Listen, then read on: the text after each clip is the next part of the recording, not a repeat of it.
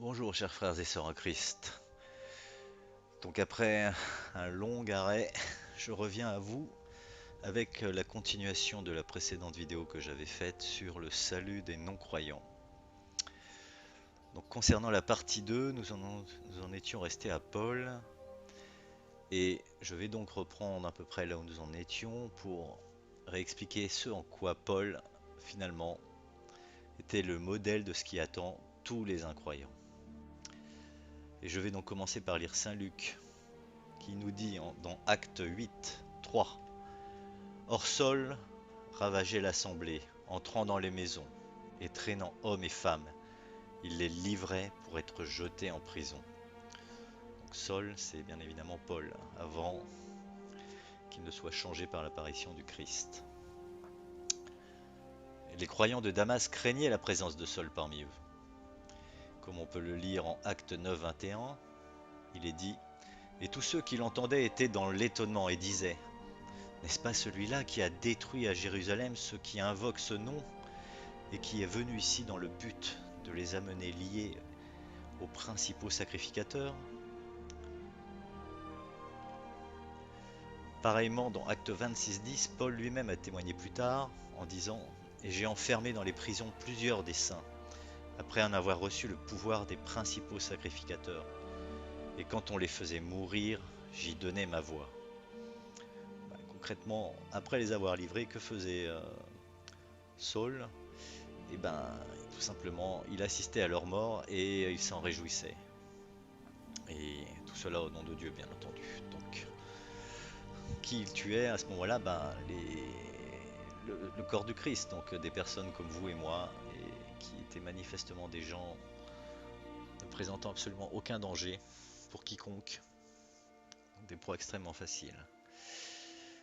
Et il continue en Galates 1,13 en disant « Je persécutais outre mesure l'assemblée de Dieu et la dévastais. » Quand on dit qu'on dévaste quelque chose, il faut en mesurer l'ampleur, c'est-à-dire qu'il a dû participer activement au meurtre.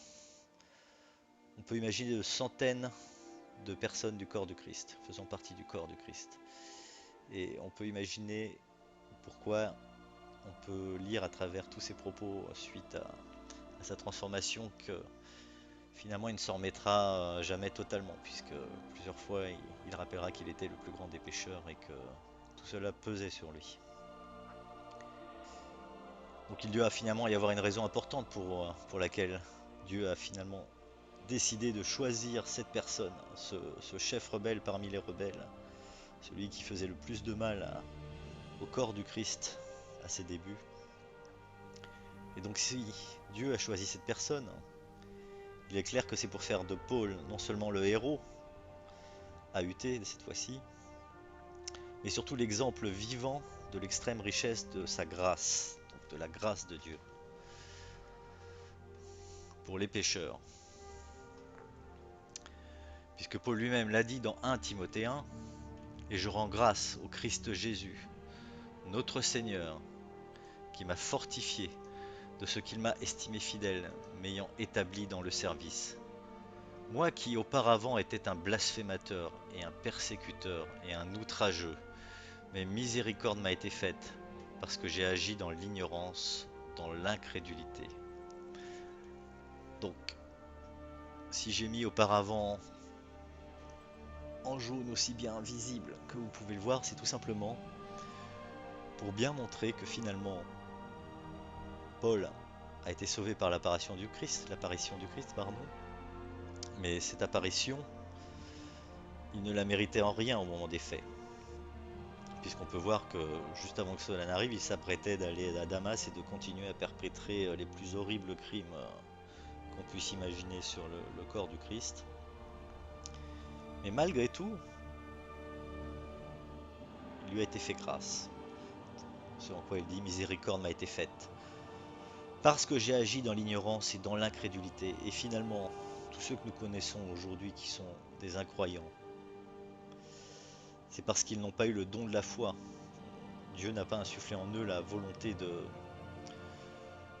l'envie de croire quelque chose qui est quasiment indescriptible, pour tout athée à comprendre, c'est quelque chose qui vous étreint au plus profond de votre être et qui par ailleurs, à travers l'action de l'Esprit Saint, vous permet d'enfin décrypter les Écritures et de voir toute la majesté et la perfection qui réside dans le Verbe de Dieu. Donc là, nous passons du tout au tout en l'espace de quelques secondes de finalement le pire des pécheurs à celui qui sera, euh, pardonnez-moi, pour moi, hormis bien sûr Jésus-Christ, mais l'avant-garde, le modèle à suivre pour toute personne qui ferait partie du corps du Christ aujourd'hui et qui voudrait répandre la parole. Et c'est pourquoi, bien entendu, je me répète, on le retrouve dans à peu près la moitié du Nouveau Testament. Et donc il continue en verset 14, et la grâce de notre Seigneur a surabondé. Et donc on peut se demander, mais alors finalement, si la grâce a surabondé, est-ce qu'il y a vraiment un libre arbitre puisque vous péchez, mais si Dieu a décidé qu'il allait vous sauver, il va mettre tous les moyens à sa disposition qui sont bien entendu infinis pour faire en sorte que vous veniez à lui. Et cette surabondance de la grâce, c'est finalement la preuve de la souveraineté de Dieu qui impose le salut quand il veut et à qui il veut. Et la grâce de notre Seigneur, comme disait Paul, a surabondé avec la foi et l'amour qui est dans le Christ Jésus. Et donc la foi s'est imposée à lui comme un don de Dieu par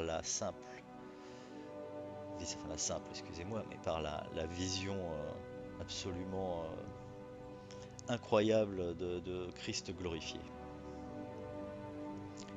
Et comme il dit plus loin, cette parole est certaine et digne de toute acceptation que le Christ Jésus est venu dans le monde pour sauver les pécheurs, dont moi je suis le premier. Donc il finit en disant, on va continuer sur les autres versets, mais il insiste encore une fois pour dire qu'il est le premier des pécheurs. Et si donc le Christ Jésus est venu pour sauver les pécheurs, et qu'il l'a sauvé lui en premier, qui était vraiment, si on veut bien le comprendre, celui qui devait être le moins sauvé,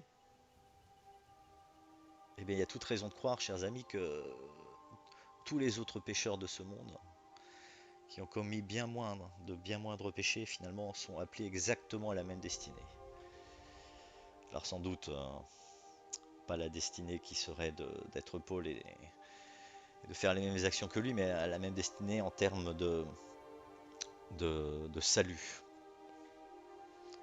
Puisqu'il s'agit bien évidemment du salut qui a été professé par la suite par Paul et par la révélation qui lui a été donnée dans le désert par Christ lui-même, qui n'est pas la même que celle des 12 apôtres,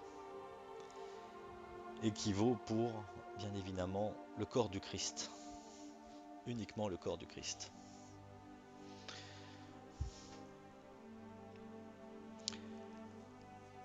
Donc sans pécheur, tout simplement, s'il n'y a pas de pécheur, il n'y a pas de sauveur. Et si Dieu envoie son premier-né, Christ, pour nous sauver, il est finalement impossible que Dieu échoue, puisque Dieu est souverain en toutes choses. Et il accomplit toujours ses promesses, comme celle qu'il nous a faites à tous, de sauver tous les hommes, comme il l'a dit dans la première épître à Timothée chapitre 4 verset 10, que je vous invite à lire, sans doute ferai-je une vidéo là-dessus. Et donc verset 16, il continue, mais miséricorde m'a été faite à cause de ceci, savoir, afin qu'en moi, le premier, Jésus-Christ montra toute sa patience, afin que je fusse un exemple de ceux qui viendront à croire en lui pour la vie éonienne. Et donc oui, il était le premier à être finalement subjugué de cette manière, à être écrasé par la grâce de Dieu, et finalement être converti, j'ai bien envie de dire, contre son gré. Et tout cela, donc, c'était l'exemple de ceux qui viendront à croire en lui pour la vie éonienne. Donc, quand je disais sauver, bien évidemment, Christ a déjà sauvé tout le monde, il n'y a plus rien à faire suite à cela, puisque c'est la perfection de l'action de Christ sur la croix qui a assuré le salut à tous, et ceci à la consommation des temps, à la fin des temps, à la fin des éons. Mais entre-temps, étant nous-mêmes au troisième éon, il va sans dire qu'il en reste deux. Et donc, ce dont il s'agit ici, pour le corps du Christ, c'est d'être un élu, non pas d'être sauvé, puisque tout le monde l'est déjà, mais d'être un élu, et donc de pouvoir participer à ce qui nous a été annoncé comme, un, le règne de 1000 ans de Christ, et deux, le dernier des éons, l'éon des éons, qui est le dernier âge, et dans lequel nous trouverons tous ceux qui ont été, qui sont passés par le jugement dernier et qui ont eu accès à la vie éonienne, la vie éonienne étant le dernier éon pour eux, et nous-mêmes auront accès à la vie éonienne, mais dès la fin de ce troisième éon, c'est-à-dire pour 2 éons. Et je reviendrai sans doute là-dessus un autre jour pour clarifier, parce que finalement beaucoup de croyants ne comprennent pas ce qu'est un élu, ne comprennent pas ce qu'est le salut de Christ, le salut universel qui a été donné par le sacrifice de Christ sur la croix, et ne comprennent pas non plus le fait que finalement tout le monde sera sauvé à la fin des éons. Ce qu'on dit la fin être la fin des temps, pardon. Là où, quand Dieu sera tout avec tous. Et j'en finis par le chapitre, par le verset 17, pardon. Or qu'au roi des éons, l'incorruptible, invisible, seul Dieu, soit honneur et gloire pour les éons des éons. Amen. Et donc là, j'en reviens pour dire que dans ce verset 17, quand on regarde les textes, il n'est pas dit siècle, comme on retrouve dans toutes nos Bibles françaises. Il n'est pas du tout dit siècle, mais il est dit éon. Et l'éon, c'est un âge. Et comme on peut le voir à la fin de ce verset, il est encore dit « Et gloire pour les éons des éons ». Je continue. Alors pour résumer, Paul, comme nous l'avons vu, n'avait donc aucun choix. Nous ne pouvons pas exercer notre libre arbitre face au choix de Dieu de nous sauver à l'instant qu'il a choisi pour nous. Dieu a forcé la conversion de Paul par une démonstration de puissance de la gloire de son Messie glorifié. La gloire de Dieu a surabondé. Toutes les conversions des élus ne sont pas ainsi, mais certaines le sont. D'autres sont forcées plus subtilement par le don de la foi qui vient de Dieu. Dieu met alors en nous l'envie irrépressible, à travers son esprit, de mieux le connaître, que ce soit dans les Écritures ou en esprit. Il permet alors que nous comprenions l'évangile du salut donné à Paul par notre Seigneur Jésus-Christ glorifié, et toutes les conséquences de cet évangile, qui est que Christ est réellement mort, qu'il a été enterré et est ressuscité pour de vrai le troisième jour. Tout cela pour nous sauver. Donc quand je dis pour de vrai, c'est pour insister sur le fait que Christ est vraiment mort ce jour-là.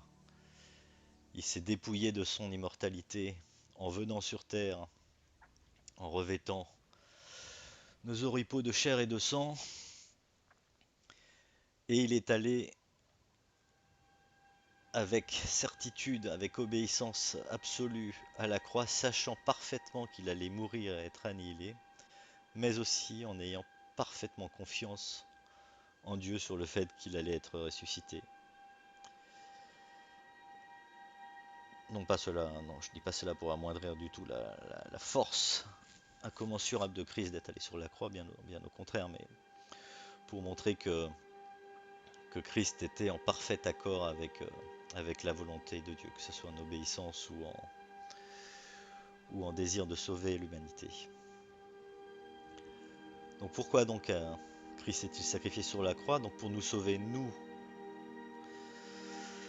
tous, non pas seulement nous les élus qui sommes appelés à un destin céleste pour un temps limité de 2 éons et qui domineront sur Israël, mais pour sauver tous les hommes. Voilà, ce jour-là, il y a 2000 ans, l'adversaire, que certains appellent Satan, c'est un nom commun, l'adversaire a perdu. Dieu a gagné il y a 2000 ans et c'est ça la bonne nouvelle, hein, c'est que Dieu a déjà gagné, évidemment, comment pouvait-il perdre? Certains arrivent à nous faire croire que la propre création de Dieu que sont ce qu'on appelle les anges déchus, que ses propres créations à Dieu pourraient finalement le vaincre, ce qui est absolument ridicule. C'est un combat totalement inégal. Il n'y a même pas combat pour être très franc. Mais simplement, les anges déchus comme toute créature de la création n'ont pas d'autre choix que de se soumettre à la volonté de Dieu et d'accomplir ce qu'il désire quand il veut.